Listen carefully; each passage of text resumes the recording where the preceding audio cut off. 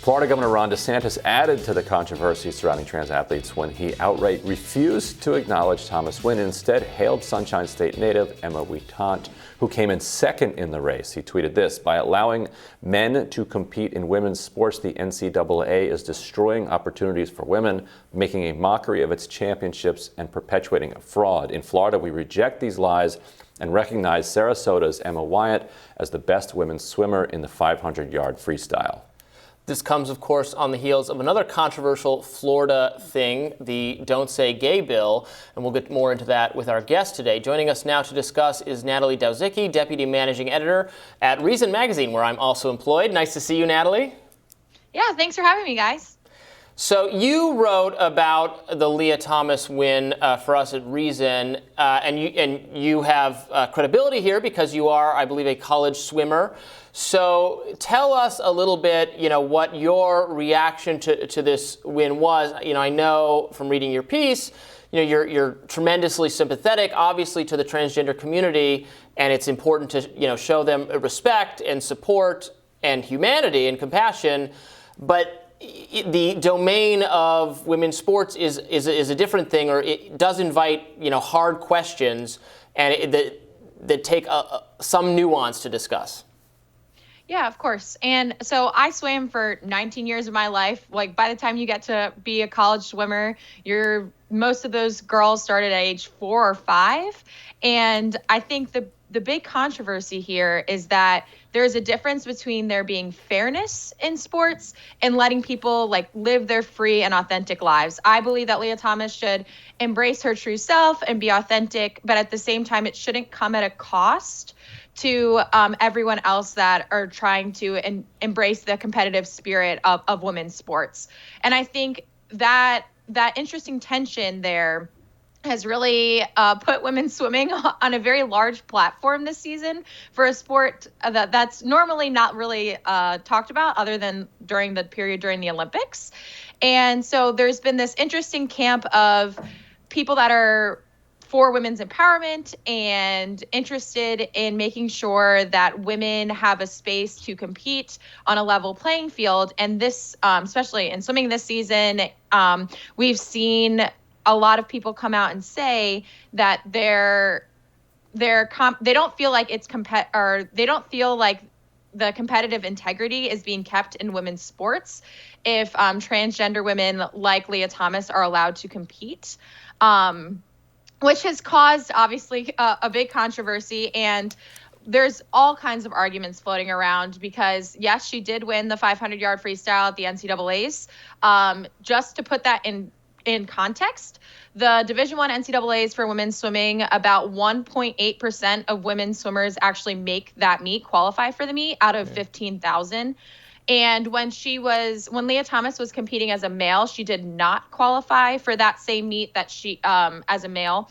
And then she came and obviously won the 500-yard freestyle. She did not beat Katie Ledecky's times, but Katie Ledecky is a once-in-a-generation athlete, similar to Michael Phelps. And it's very difficult for me when I see arguments that say, well, she's not as fast as the fastest swimmer. To me, that's not a great argument. She won or she got 8th in other events. But I think trying to compare her and saying it is fair because she's not as fast as an Olympian who is blowing things out of the water is just not a credible argument, in my opinion. Yeah, Natalie, I'm with you. I also was a college swimmer. I swam all the way through. I coached swim team. I taught swim lessons to kids. I lifeguarded for years and years. So I'm big in this world as well. So I agree with you. I do not think Lia Thomas should be competing in the women's section especially since Lia Thomas competed as a male for 3 years prior to joining the women's swim team. And I know how you and I both know, being in that water, you can't compete against the guys. There's a reason why women and men are separated. But I am also very sympathetic to Lia Thomas and her desire to compete, to be in sports. I don't want to take that away from anyone. You and I both know that is when you swim for 4 hours a day from the time you're a child, right? Especially high school, once you get to that point and you're swimming 2 hours in the morning, 2 hours after school, and you've been doing this and the only thing you know is being in the water. I understand not wanting to give that up. So where would you think Lia could compete? Yeah, see, that it's a complicated question, because I do think this is the first time we're seeing an instance like this where a transgender woman is so competitive. And I think, the best solution right now is to have, not just in women's swimming, but in all female sports, there needs to be a governing body with a set of rules that it's willing to stick by in order to have transgender athletes compete. The big problem here was that the NCAA did not follow the USA Swimming rules that came out in February. So had this meet been the Olympic trials, Lia Thomas would not have competed, because she did not pass USA Swimming's rules of needing to have hormone replacement therapy for 3 years with a testosterone level under 5 nanomoles per liter.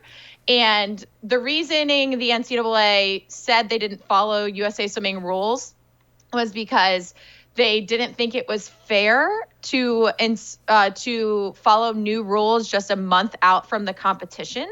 To me, it's not fair to everyone else, the hundreds of other swimmers that are there, to not follow those rules. And USA Swimming is the dominating governing body in this sport. They follow all of the, all of your big meets, the Olympic trials, the Olympics are all going to come down to USA Swimming rules. So I do think there needs to be governing bodies that have rules that they stick to. And that's the first step in trying to get towards a fair spot for everyone to compete. And so 2 questions. What do you think would be fair rules? And can you also talk about a little specifically about why it is that Lia Thomas had such an advantage, despite that she went through, I think, 1 year of hormone replacement treatment. And so you'll see a lot of people respond and say, hey, she went through this, so it is now therefore fair. So what's the counter argument? What's the biology behind that? It didn't make her shrink, right? I mean, how tall is she? How long is that wingspan she's got? I mean, and also you can't negate the fact that for the previous 18 years or however long Lia Thomas has been swimming, she's had a greater lung capacity, a larger heart, ability to or larger muscles. That stuff doesn't go away overnight. And the NCAA rules that they followed for this meet were that she had to do hormone replacement therapy for at least a year. She started her transition in May of 2019, though did not start hormone replacement therapy right away. And the biggest thing here, yes, there are swimmers who are, especially female swimmers, who are tall and have large muscles and, have higher testosterone levels than the average woman. We're all born with unique talents. To me, this scenario and what makes Lia Thomas better is that, she was born with, the male advantages that don't disappear through and this quickly.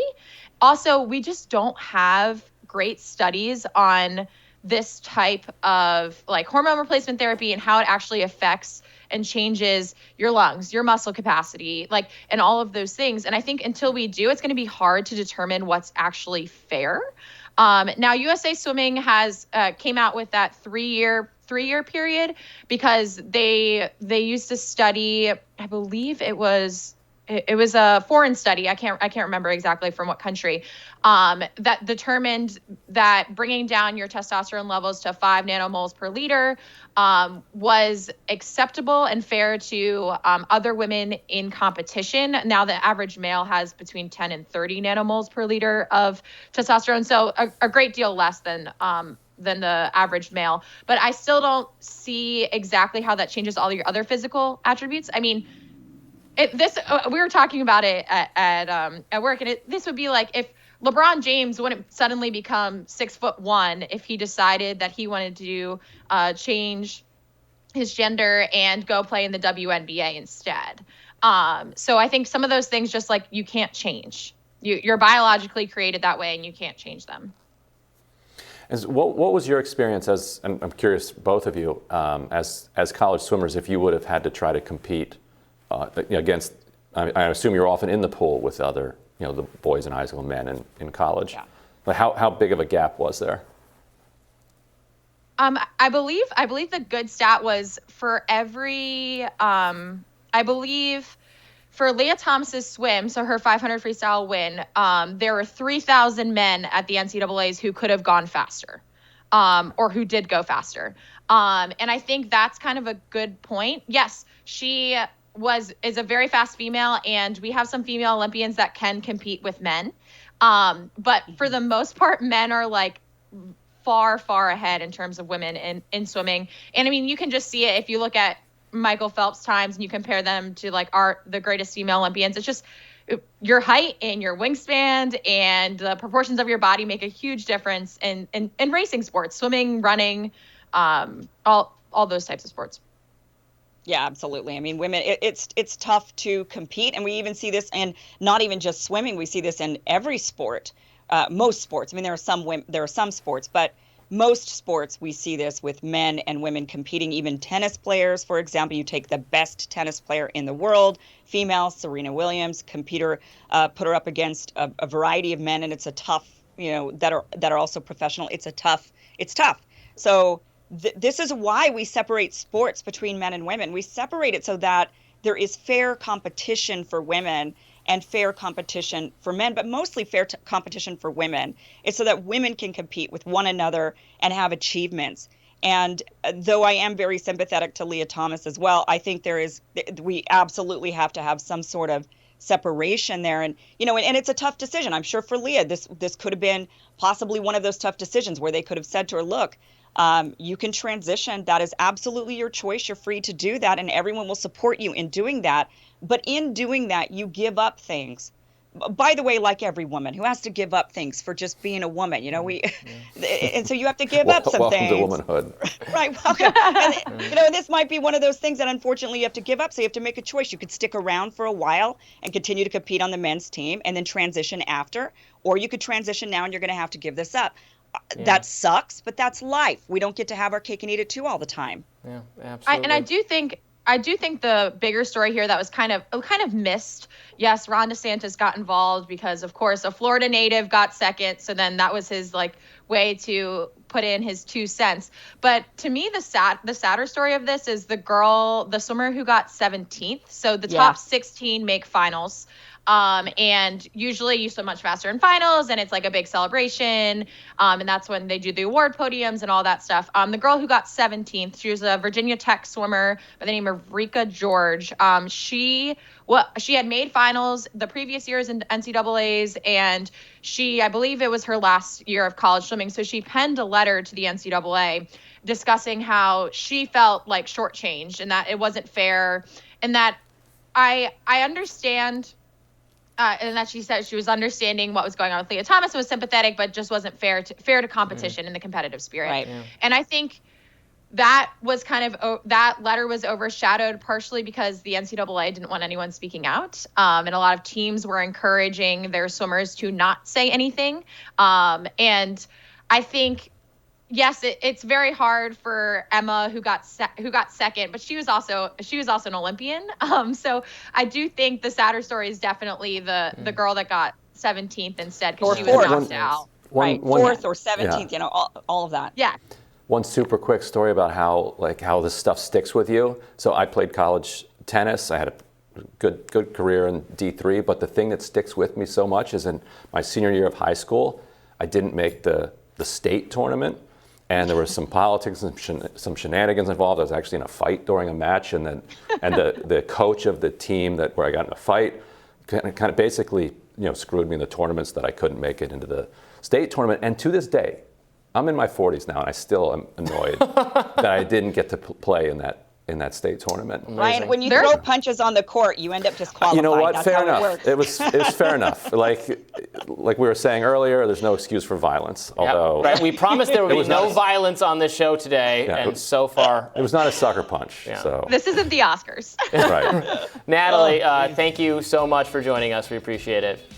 Yep. And we'll have more Rising after this.